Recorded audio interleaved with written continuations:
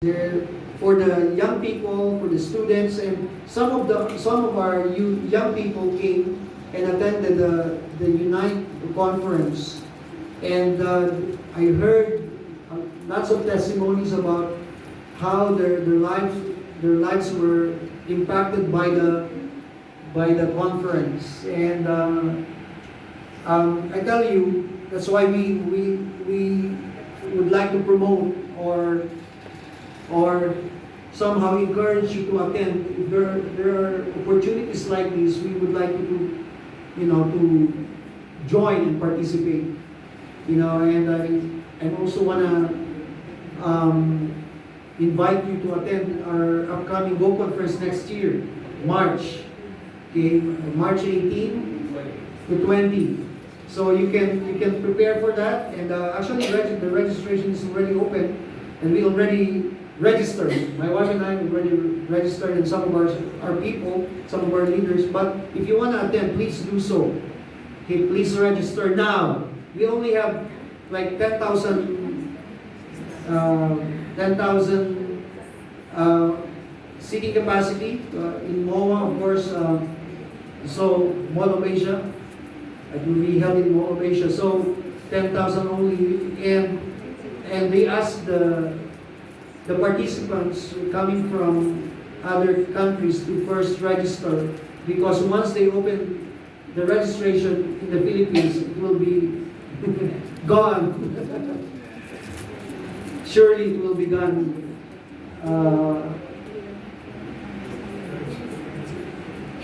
It will be so fast. I tell you. That's why. If you intend to join, please register now. Now, anyway, at the Build, again, I mentioned about Build Conference. One of the highlights, actually, for me personally, more than the sessions, we receive a lot from the sessions, but for me personally, I love the fellowship. I love the time when we were able to spend with some of the leaders from our region and other regions in Southeast Asia, also China. This is like three regions combined. So we had a chance to fellowship, we had a chance to mingle with the other leaders, and it was so powerful time, just listening to what's happening in their nations and also what's happening in their own lives. And I tell you, we had a blast, and some of the actually conversations, not only just conversation, but also we were able to pray, and we were also asked to prophesy to some of our leaders from China. Those are, those are moments, special moments that we had in Malaysia during the Build Conference. Now, why I'm saying this? Because how many of you know that we become stronger and better through spiritual connections? Yes. Amen? So we need one another. We need to have a spiritual family, and that's the reason why God placed you here. It is a spiritual family. We need our spiritual family or the church for us to achieve maturity in the first place. You won't be able to mature, okay, spiritually alone or by yourself. You won't be able to achieve spiritual growth on your own. You need other people. You need other leaders. That's why God assigned leaders, to somehow lead us and help us in our spiritual journey. But how many of you know also that sometimes there are challenges to relationships with others, even in the church family? I tell you that. And one of the reasons why God put us in a spiritual family, so that we would know how to relate to others. Despite our differences, despite of the diversity when it comes to the character and the personality, God wants us to be together and help navigate the relationships that we have. Amen? And although, again, there are difficulties along the way. And of course, you will not be surprised. That's the reason why there are also church splits or discord among the believers. And most of the time, the reason for relational breakdown actually is because of character and attitude problems. But God is helping us. How many of you know that we are all work in progress? There is no perfect person here. We need one another. We need somebody even to correct us. If we need encouragement from somebody, we also need someone to somehow correct us. Amen? No wonder also Jesus addressed self-denial as one of the requirements in following Him. You have to deny yourself.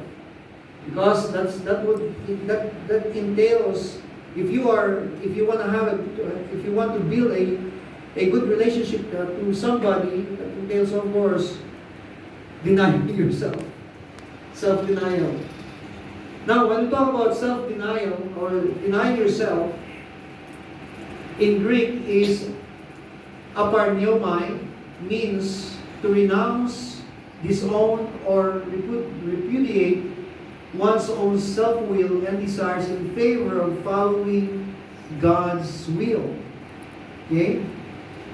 Again, it means to renounce, disown, or repudiate one's own self-will and desires in favor of following God's will. Now, it's not simply about abstaining from certain pleasures, because sometimes when we say denying ourselves, it's only like, oh, you have to abstain, you have to fast from certain things.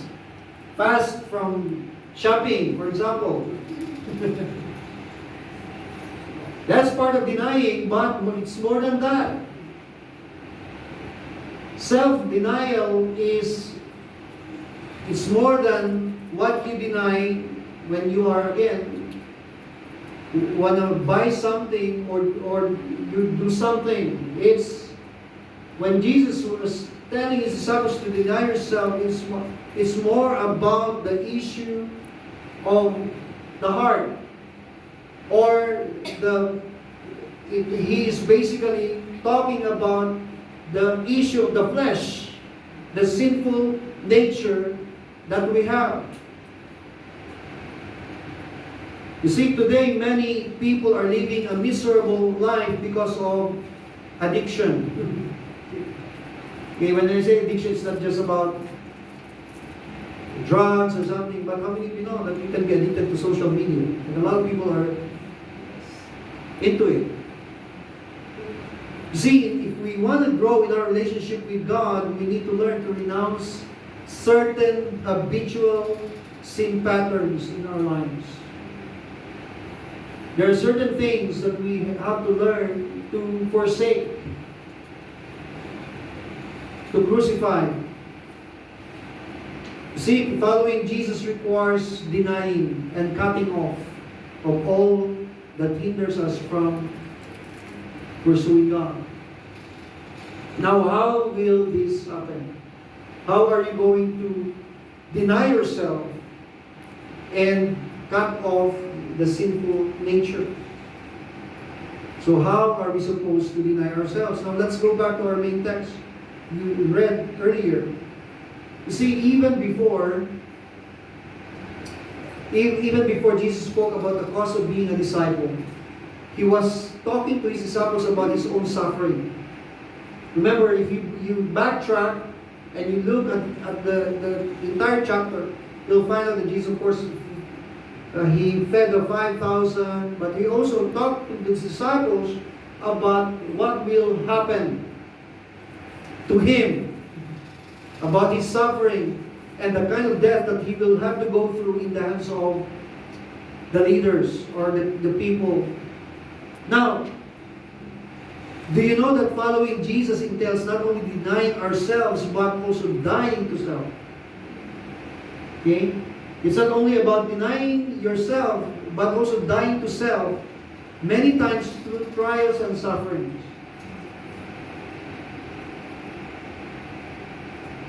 And these are things that we have to endure. There will be suffering along the way.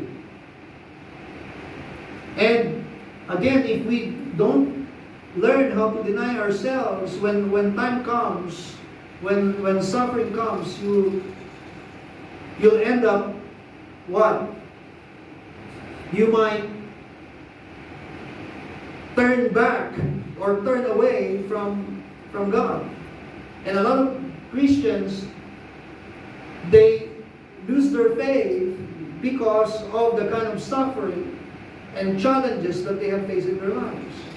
Now, there are many types of sufferings.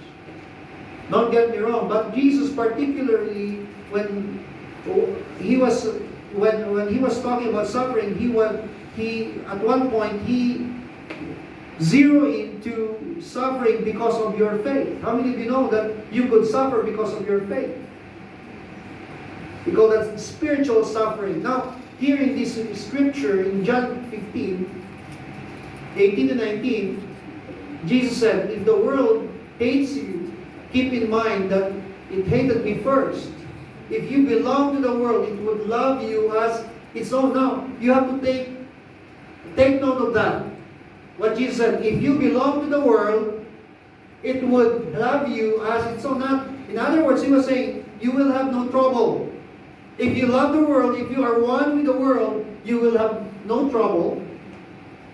There will be no persecution. He was saying. But, he said, as it is, you do not belong to the world because you are a Christian. If you are a believer, if you are a follower of Jesus. So, he said, you do not belong to the world, but I have chosen you out of the world. That is why the world hates you. And again, I mentioned, we're talking about suffering because of faith. You see, I have known Christians who were disowned by their family or families because of their faith. How many of you here at one point, you were persecuted by somebody, by your loved ones because of your faith? Don't raise your hand.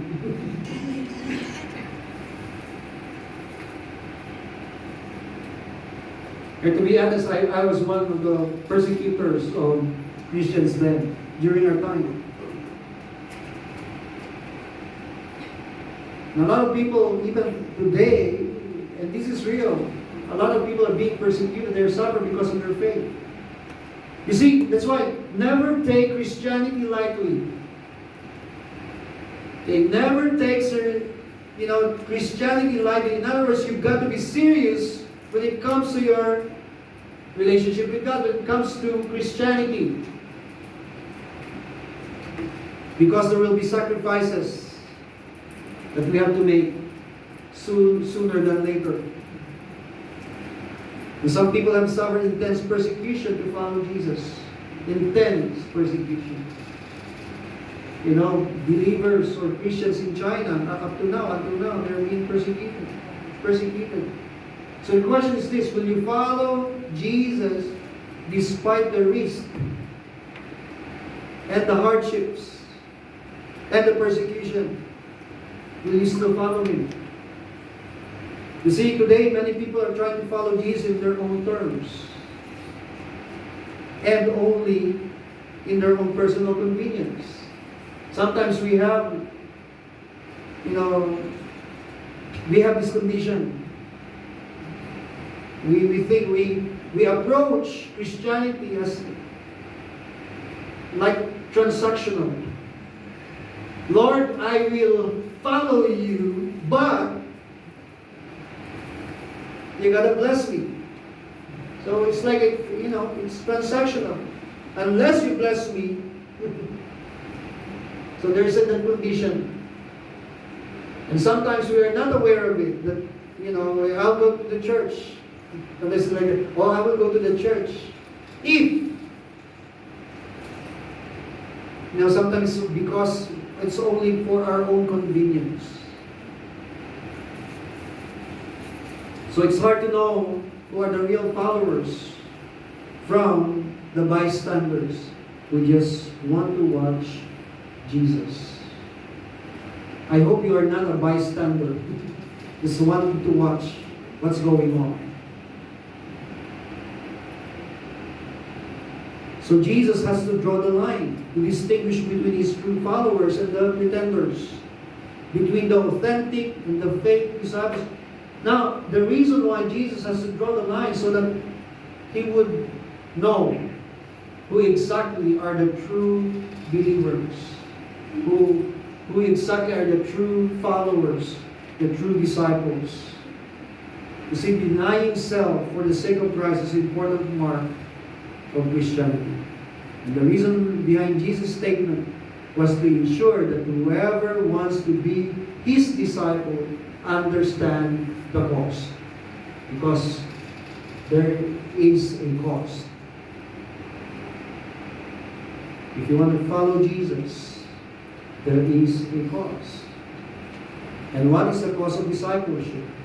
Let's go back again. In verse 23, then He said to them all, whoever wants to be my disciple must deny. Say that again. Deny. Deny. Deny themselves and take up their cross daily. Not monthly, not yearly, daily. And follow me. So, what does it mean to deny yourself? When I think about denying yourself, actually, because Jesus said, deny yourself, take up your cross, and follow me, it's an invitation. Yes, it's imperative, but it's an invitation because how many of you know it's for your own good, for my own good. Jesus doesn't want us to be distracted. So first, when we talk about denying ourselves, it's an invitation to a life of surrender. To deny self is to live a life of total surrender. You see, we want to always be in control of our lives. Some people, they are control freaks. Always in control. You know, to tell you honestly, most of us, I'm not saying everybody, or maybe all of us. But most of us, we want to be in control. That's why you make plans, right? Because you want to see what will happen tomorrow. You want to be in control. You make plans with some of you for perhaps 5 years. 5 years of your life, it's already the countdown. And some people, they would even make plans, even the food that they would eat. In other words, what I'm trying to say is, we want to be in control of our diet, of what you do every single day. You want to be in control of your life.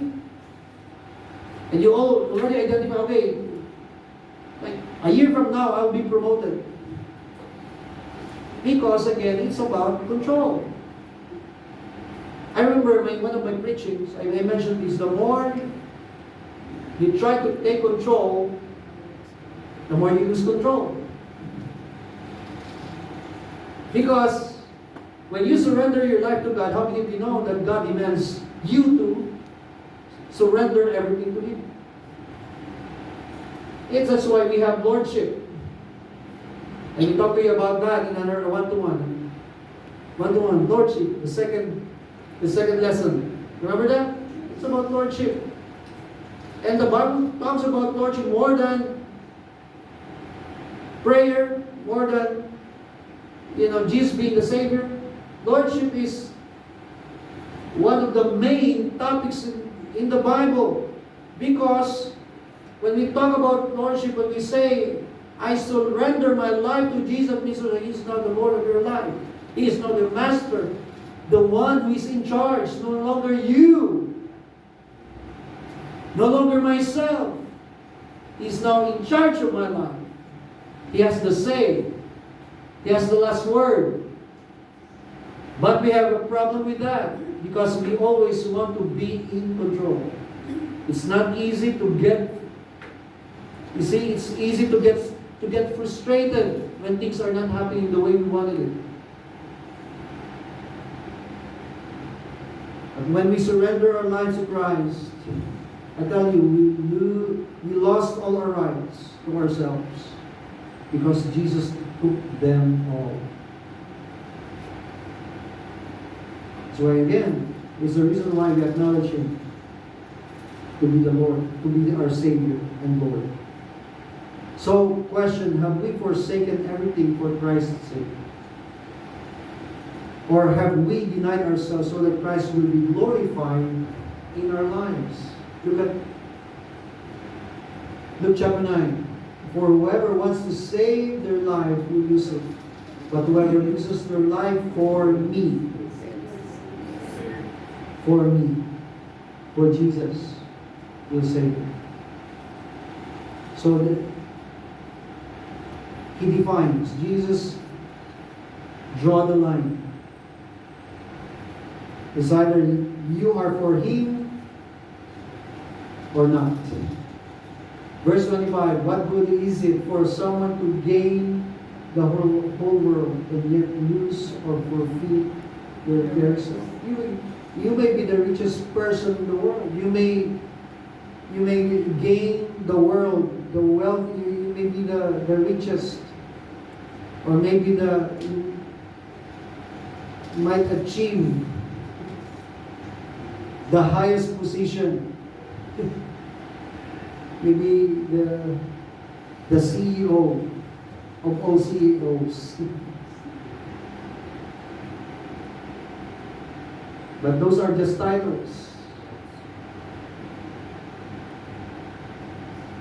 Someday, you will have to make an accounting before the Lord. What did you gain? Of having everything, but you lose your soul. Do you know that our biggest enemy is ourselves, next to the devil? The biggest enemy is ourselves. It's the reason why Jesus commands us to deny ourselves. It's not easy to do because we are still living in the flesh. It's not easy to think to follow Jesus. Still, even as a Christian, because we are still living in the flesh. As a matter of fact, Jesus called His followers to deny themselves, take up your cross, and follow Him. But if you read further, read further in the Bible, your Bible, because, of course, your Bible, the first 4 books are the Gospels. Then after that are the writings of the disciples. And one of the main writers of the epistles was Apostle Paul. Now, if you read the writing of Paul, he wasn't talking about denying yourself anymore. He talked about crucifying your flesh, putting to death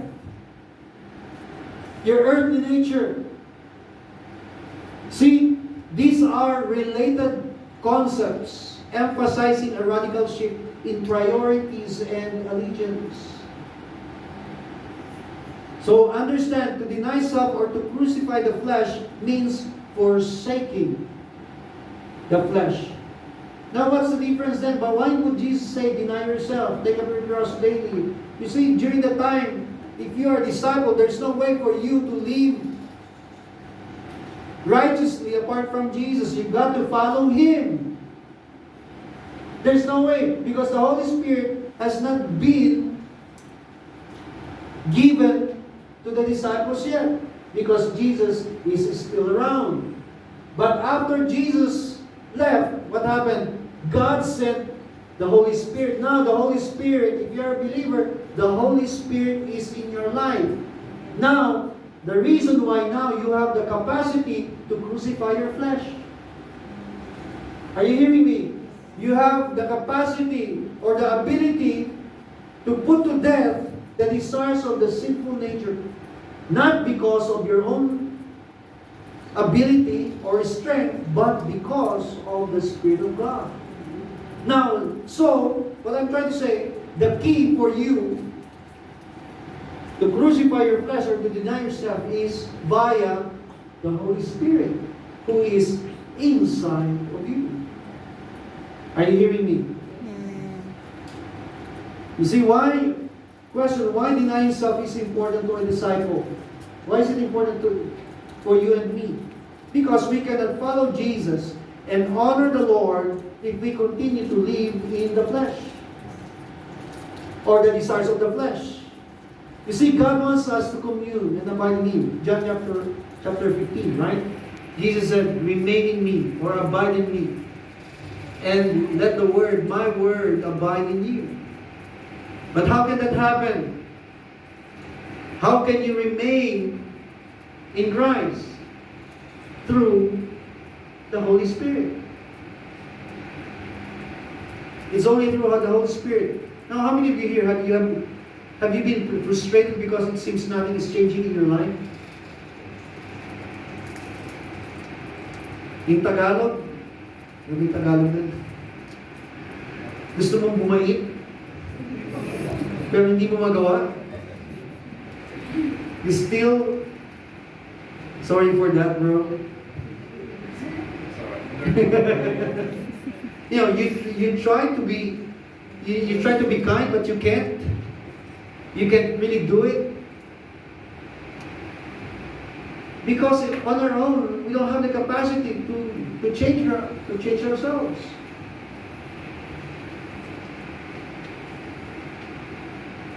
We won't be changed unless we allow the Holy Spirit to take over our lives.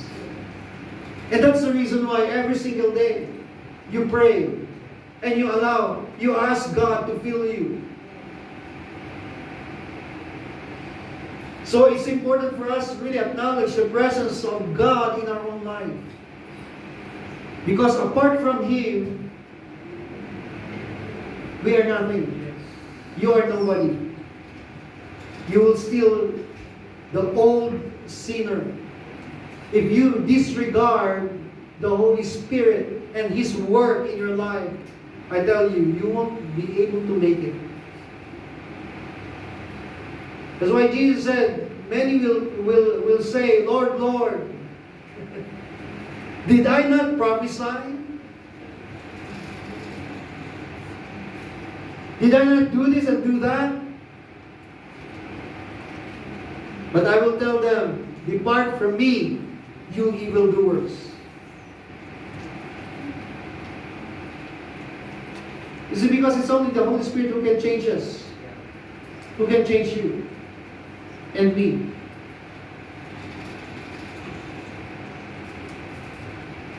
We will have a hard time surrendering if we choose to live by the flesh. Look at Galatians chapter 5 rather.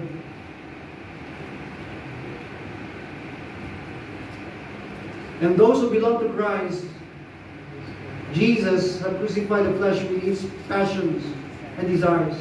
If we live by the Spirit, let us all also keep in step with the Spirit. You see, something died in us when we surrendered our lives to Christ. Something died, but also something lived in our lives through the power of the Holy Spirit. When you surrender, the day you surrender your life to Christ, the day you repented of your sins, something died. What died? Your sins. And something lived. And who is that? The Holy Spirit.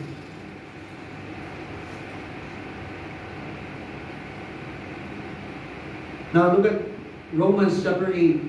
It says here, for the mind that is set on the flesh is hostile to God. For it does not submit to God's law. Indeed, it cannot. Those who are in the flesh cannot please God. How many of you here you want to please God? So what would you need to do? Here's the problem when we operate in the flesh. When we allow our carnal mind to continue to lead us. It says there, two things. When we live in the flesh, it is hostile to God. And also it cannot please God. So if you want to please God, what do you need to do? You've got to live by the Spirit.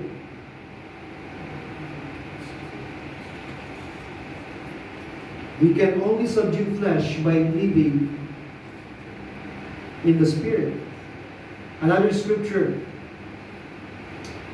Romans 8, we'll continue. It says here, therefore, brothers and sisters, we have an obligation. Everybody say obligation. Obligation. You and I, we have obligation.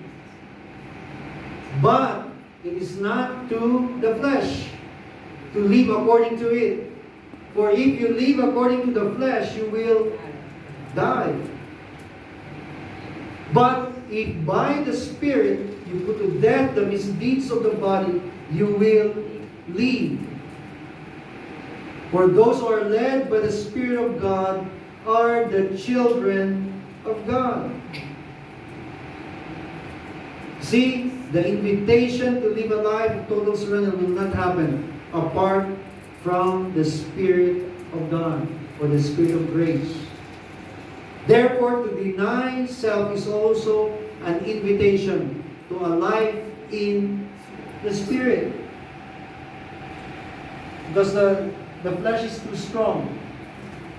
Your flesh is too strong to overcome apart from the Spirit.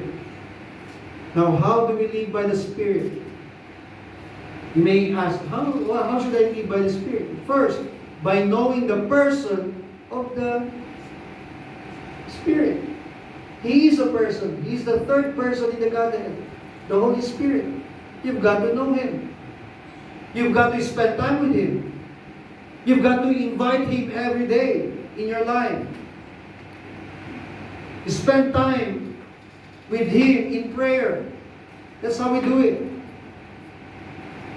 You cannot pray. You can pray without the Holy Spirit. I'm talking about sincere prayer. If you are really praying, the Spirit of God is present. Because it's really impossible for you to utter words in prayer without the Spirit of God.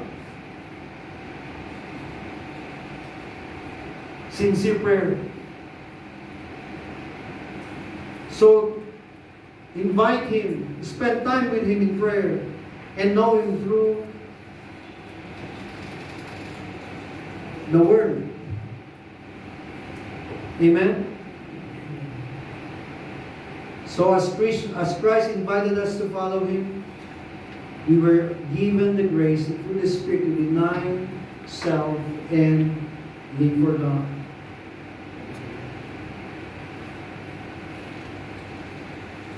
So it's the Holy Spirit who enables us to live for God in the midst of all the challenges that we face in our lives. How many of you here, there are times that it's hard for you to navigate your life because of the crisis or the challenges that you are facing in your life?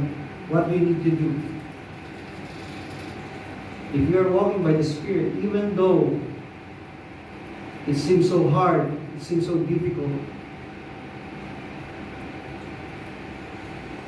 you will find relief and grace to handle all your troubles because of the Spirit of God. Amen? Amen. He is there to help you.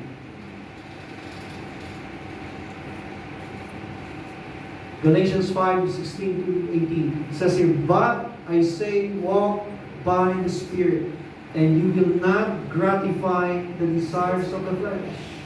For the desires of the flesh are against the Spirit, and the desires of the Spirit are against the flesh. See? They're contradicting each other. Your flesh wants to do this, your flesh wants you to spend time in social media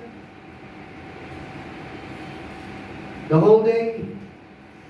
Your flesh would like you to do the worldly things. It contradicts the Holy Spirit, who will tell you, pray, read your word, read the Word of God, go to the church, Go to your VG. They oppose to each other to keep you from doing the things you want to do. But if you are led by the Spirit, you are not under the law. Now look at this, verse 19. Now the works of the flesh are evident. Okay, what are the works of the flesh? Just to give you an idea: sexual immorality, impurity, sensuality, idolatry, sorcery, enmity, strife, jealousy. Wow. You jealous people. Jealousy, fits of anger, rivalries, dissensions, division, envy, drunkenness, orgies, and things like this. I warn you, and this is the warning. As I warned you before, that those who do such things will not inherit the kingdom of God. See, it's really humanly impossible to crucify the flesh when we continually walk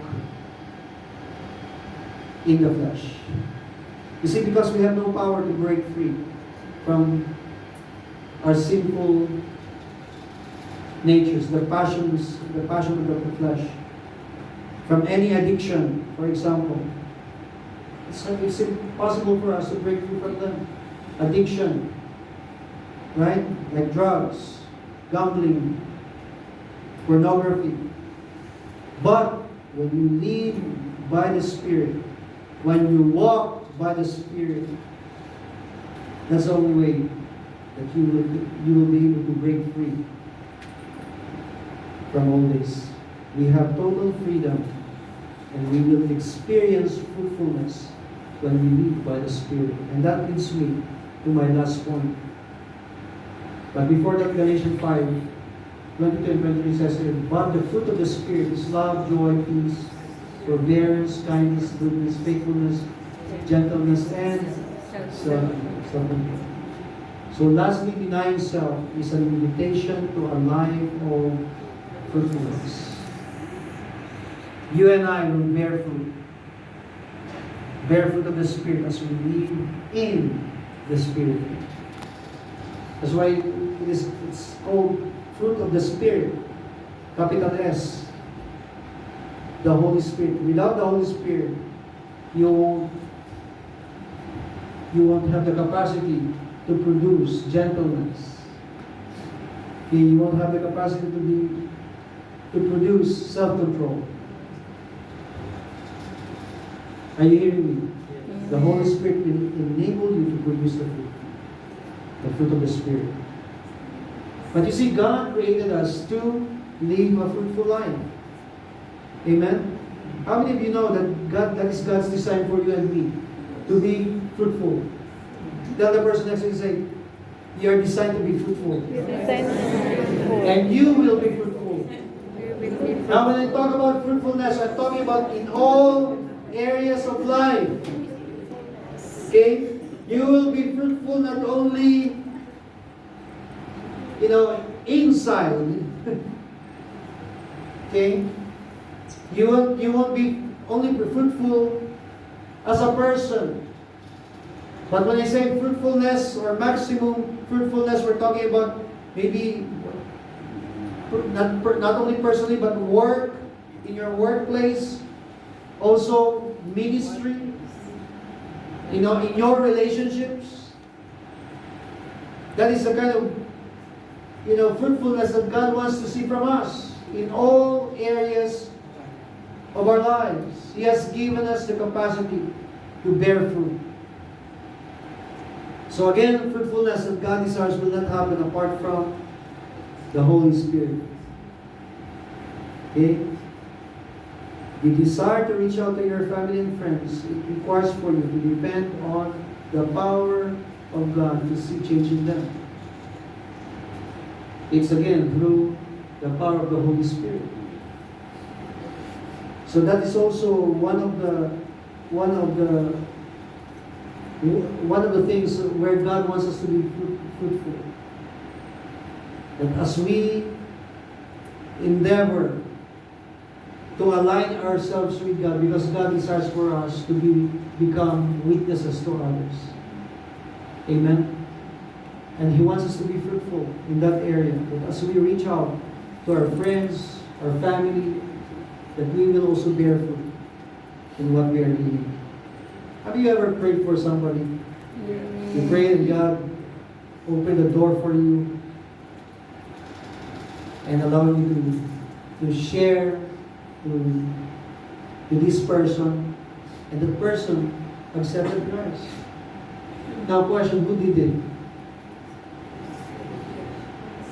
Of course, ultimately it's God. God changed a person, but God changed a person through you.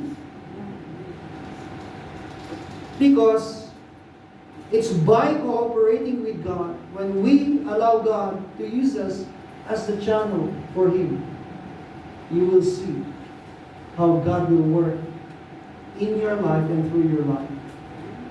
You become fruitful. Amen? So, we have to depend on God's ability to make us fruitful in every area of our lives. Now, as I land my message, I want to end John 15, verse 16. It says, "You did not choose me, but I chose you and appointed you so that you might go and bear fruit. Fruit that will last." God, what kind of fruit that God is looking for? Fruit that will last. Not a temporary fruit, but fruit that will last. That is what God wants to see from us. And so that whatever you ask in my name, the Father will give you. So God has chosen us. Christ has chosen you and appointed you to bear fruit that will last. Again, how is it going for separation? And my friend introduced him to me because he wants me to help him by counseling him. And he was kind of depressed because of the situation. Imagine, he was about to be separated from his wife. And during this time, he regretted what happened in their marriage. Because this man was a failure as a husband. He admitted it. He used to ignore his wife, and the wife would always, the wife will, of course, at first loved him so much, but the guy was doing a lot of, bad things in the marriage. And until the time that the wife threatened to leave him. And the guy started to panic. He realized all his mistakes. And then again, a lot of regrets. Many times we only recognize and regret our failures in the end, right? Just like this man. So I gave him advice, I gave him counsel, and pleaded with him to make necessary steps to somehow save his marriage. Of course, I believe that God is able to restore his marriage. How many of you know that God is able to bring healing and restoration in marriages today? Amen? And we've got to have that kind of hope. But of course, not without the grace of God. So, this guy, he needs to have hope for God to bring that restoration to the marriage. Now, question is, where is your hope focused on? Where is your hope focused on? Now, let's go back again to our main text that we have read earlier. And this is a story, the narrative, or this is actually not narrative. But these words that we have read earlier came from a narrative in Genesis about the story of a man by the name of Abraham, one of the heroes of faith. Amen? And you would encounter him many times in the Bible. If you're reading the Bible, he is one of the best examples of faith. Although, in reality, if you look at Abraham, he did not do any spectacular things in his life.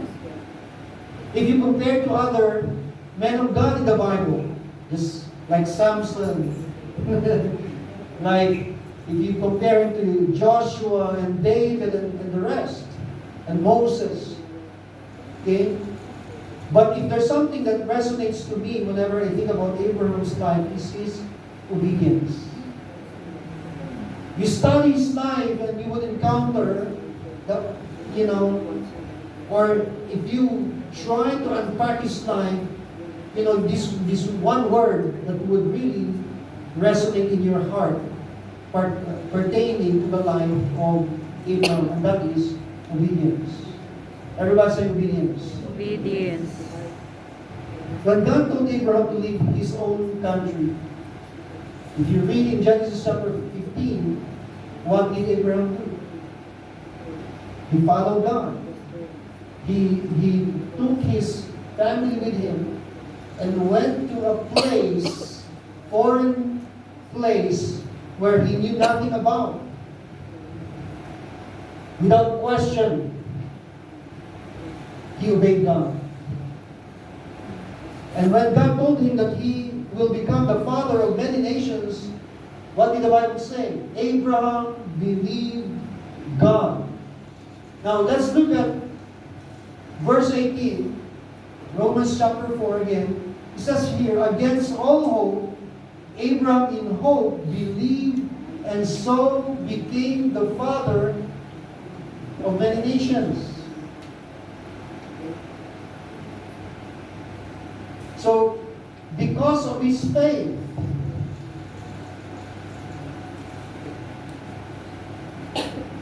he became the father of many nations. It says here, just as it had been said to him, so shall your offspring be. Verse 19, without weakening in his faith, he faced the fact that his body was as good as dead. Imagine, God promised him that he would become the father of many nations when he was already old. And God told him that he will have a son in his old age. And his very wife was also past her prime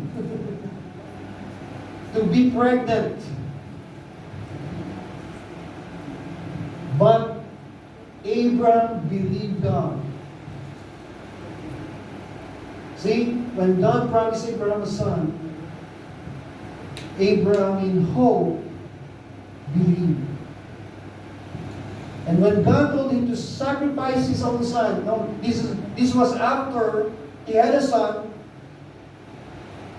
At one point, God told Abraham, I want you to sacrifice to me your own son. Abraham did not hesitate, but immediately acted upon the word of God. In other words, Abraham values God's word more than anything in this world. You see, hope must be founded in the word of God. Hope must be founded in the word of God. Why? Because God's word is true. In other words, when God makes a statement, when God makes a promise, He would fulfill it. And mind you, God's word is eternal. God's word is what? Unshakable. That's why in Matthew 24:35 says, heaven and earth will pass away, but my words will never pass away. In other words, all the words and promises of God are ever reliable and trustworthy. But sometimes when we make a promise to somebody, there's always a chance that we will not fulfill those promises. Right? But when God makes a promise, for sure, it will come to pass. You see, the problem of many of us today is that we hope on temporal things rather than what is eternal. And this is a good question for all of us. Do you hope for a better life, eternal life? Of course, I'm not saying that not to hope for a better life, but more than the temporal, we've got to aspire for what is eternal. Are you hearing me? Many people are focusing on success, which is not bad. But then again, you've got to first and foremost prioritize what is eternal. That's why Jesus even talked about where you have to invest. You've got to invest more on what is eternal. Because nowadays, people are aspiring for riches or wealth, aspiring for position, especially the politicians, status in life. And I submit to you today to seek for what is eternal, and you have to hold on to it for the rest of your life. Never let go of your eternal hope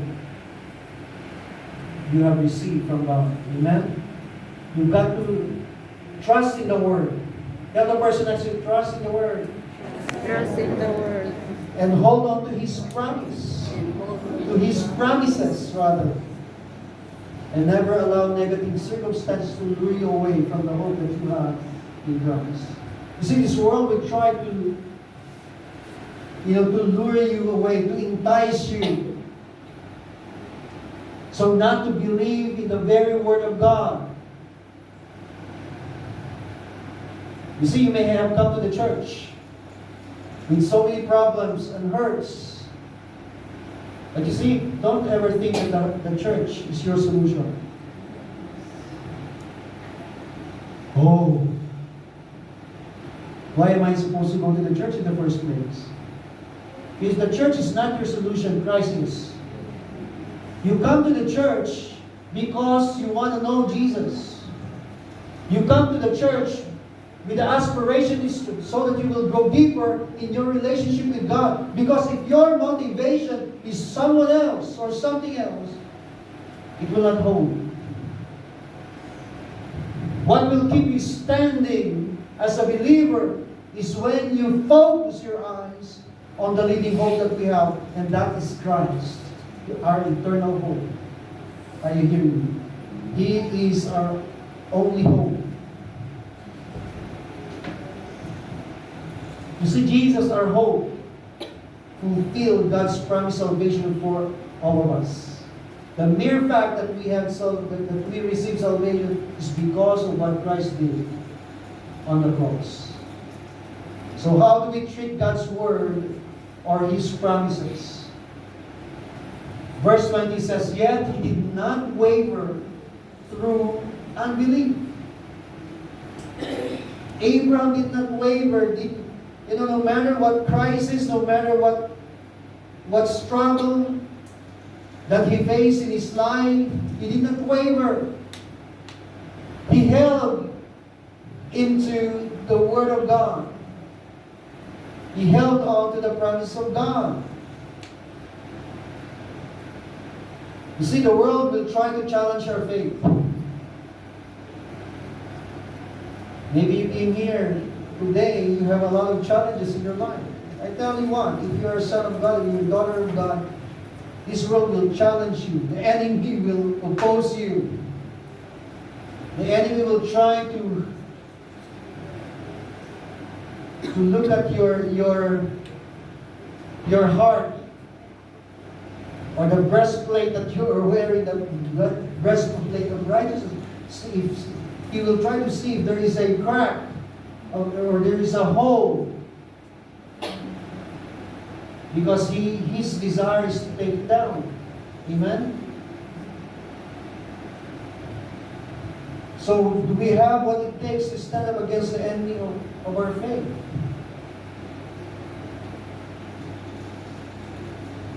Think about it. When your marriage is under attack, how do you respond in another situation? Where do you get your advice? Where do you get your counsel? Where do you get your wisdom? Or maybe how about when your colleagues or co-workers who are not treating you well, how do you deal with them? How do you handle the crisis that you're facing in your life? Or what's your response when your child is not behaving well? Where do you get all these instructions so that you will succeed as a believer, as a person? So Abraham trusted God's promises even when his current circumstances were not aligned to the Word of God. Because many times that will happen to us. And you will see that. And a lot of people would question, why is this happening to me? The Word of God has made all these promises, but when I look at my circumstances, when I look at my situation, it's not in alignment. There is no coordination. You see, it's like what I heard from somebody. Sometimes things become darker before they get better. There are times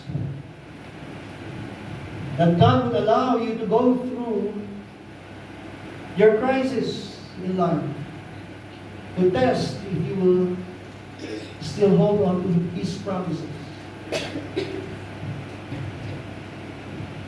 To see if you are faithfully holding on to His Word amidst the challenges or the testings or trials that you're going through. You see, Paul, in the book of Acts, at one point told the church, and this is his very words, you must go through a lot of tribulations to enter the kingdom of God. Imagine during those times he would prepare them by telling them, you must prepare yourself for all the trials, tribulations, persecutions, sufferings. Because this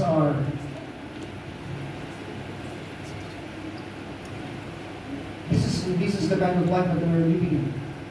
Amen? This is reality. Robert Schuller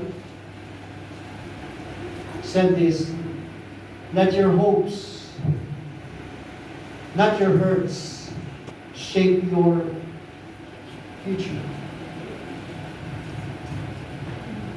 You've got to have hope, but your hope must be anchored in the very Word of God. Amen? Because you cannot have faith without the Word of God. Because the Word of God said in the book of Romans chapter 10, faith comes by hearing the Word. So it's impossible for you to have faith and grow and increase of faith without the Word of God. And that's the reason why, again, when we're talking about the foundation of hope, which is the title, by the way, of our message today, what is the foundation of our hope? It's the very Word of God. Because without the Word of God, you won't have faith to believe for the future. You won't have hope for the future. What fuels our hope is the very Word of God. Amen? It doesn't matter what bad situation you are facing today. Don't lose hope because the one who made the promise is faithful. Romans 4:21. Being fully persuaded that God had power. Who has the power? God. God. To do what He had promised. So again, I know that God has the power to do what He promised. So if God has the power to accomplish what He promised, this is also a reminder for us to trust Him and put our hope in Him in everything. Everybody say everything. Everything. So question is this: are there areas of your life that you are not fully trusting God? You see, if you trace back again the statements about Abraham, you would realize that Abraham did not waver. It says that Abraham did not waver in his faith. Because if there's one thing that would disqualify us from our belief or that hope that we have, and that is the unbelief. It's unbelief. So knowing that God gives us all the promise, again, we must fully put our hope in Him. Never allow our personal success, our achievements to turn our hearts away from God. I remember another story. You know, somebody who had a great success story, from being a nobody to becoming a somebody who has everything, from rags to riches. He used to be a very committed Christian, always available to the church, devoted to God until he became successful in life. And that he was so on fire that he became a Christian for some time, for years. He's been serving and serving. You know, so committed in the church. Would always show up every Sunday. Committed to the ministry until he became successful. Today, he doesn't go to the church. He doesn't seek God anymore. And his only aspiration is for greater achievements and more opportunities for success. You see, I want you to listen to me. Many times the real test is not about what we don't have, but on what we have. And that's the opposite. The test is not only when you don't have. Of course, you will be tested because you don't have. Will you still trust God when you don't have anything? That's a test. But there's another test here. How about if you have everything? When you become successful? When you become the CEO of a company, you've been promoted, and you have everything. I believe you know that's also a test. Will you still be loyal to God and faithful to Him, even when you have everything in life? You see, because other people no longer put their hope in God because they've become self-reliant or self-dependent.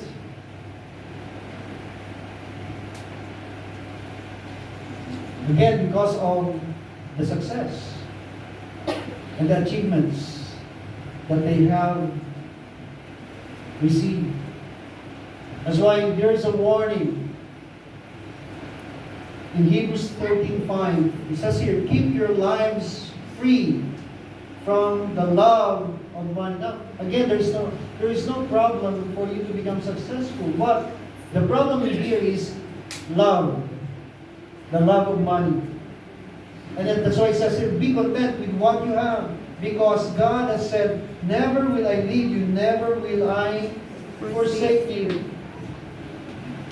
Again, here's the assurance that God gave us. Never will I leave you, and never will I forsake you. Meaning, He will take care of you and be there for you. Always. All the time. Amen? So, question, why then worry about money and the things that you need? If God is more than able, how many of you know that, God said in His Word that He is more than able to provide everything that you need? So if God made a promise that He is more than able to provide, why worry? So also in Matthew chapter 6, Jesus said Himself, do not worry about tomorrow. Do not worry about what you will eat, what you will wear. Because God will take care of you. Our Heavenly Father will take care of you. He is more than able. Can you remind the person next to you and say, He is more than able. God is more than able. And see, why trust your own ability rather than the one who gives you the ability to produce wealth? Why trust your own capacity? Why trust your own strength? Why trust your own talents? Rather than the one who gave you the talent, why the one who gave you the ability? See, Jeremiah, for it is God who gives you what? The ability. Who gives you the ability? God. To produce wealth. To be successful. To prosper. God is the one who provides that. So, as people of God, we are being reminded to hope in the promises that God, our Yahweh, our King, our Lord has given us. We hope not on what the government, not the politicians of this world are promising us.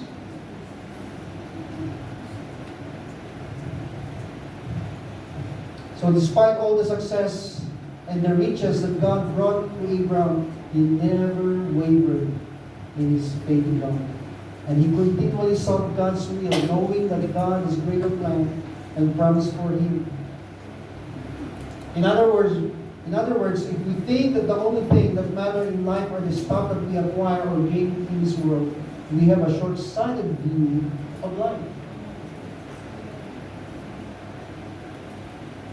Because at the end of the day, it's not the temporal thing that really matters, but far beyond that. That's why we have to aspire for what is eternal. Amen? We should view life beyond this temporal life we have here on. So despite the many challenges we face today, are we continually putting our hope in God? Are you continually putting your hope in God? So question here again is this: how to ensure that our hope will not fail or fail us? You see, hope remains as we continue to remind ourselves about the Word of God. That's the reason why it's imperative, it's important that we read the Bible and remind ourselves about what God promised us. We have to remind ourselves about His Word. Amen? Because the more we remember His words, the greater resolve we will have to hope in God despite all the life difficulties. And this is my last point before I end. God's Word is our foundation that fuels hope, that gives us assurance against life's uncertainties. God's Word fuels hope that gives us assurance and confidence. I want to add that word confidence and its life uncertainties. Let me end with this last verse or verses. It says here, the words was credited to him were written not for him alone, but also for us. Everybody say for us. For us. To whom God will credit righteousness. For us who believe in him who raised Jesus our Lord from the dead. He was delivered over to death for our sins and was raised to life for our justification. So again, Abraham believed, and it was credited righteousness to him. But again, it wasn't only Abraham, because all those who believe in Jesus have received the righteousness of Christ. How many of you here you received Jesus already in your life? If you have received Christ as your Lord and Savior, you become the righteousness of God. Again, it's not about what you have done, all the good works that you have performed, that will make you righteous. It is because what Jesus did for you and me. Amen. Jesus, who suffered and died on the cross, and was raised to life on the third day. He is the one who has given us the promise of salvation. And now we have eternal hope. Amen. In Amen. Christ. Praise God. Why don't we all stand?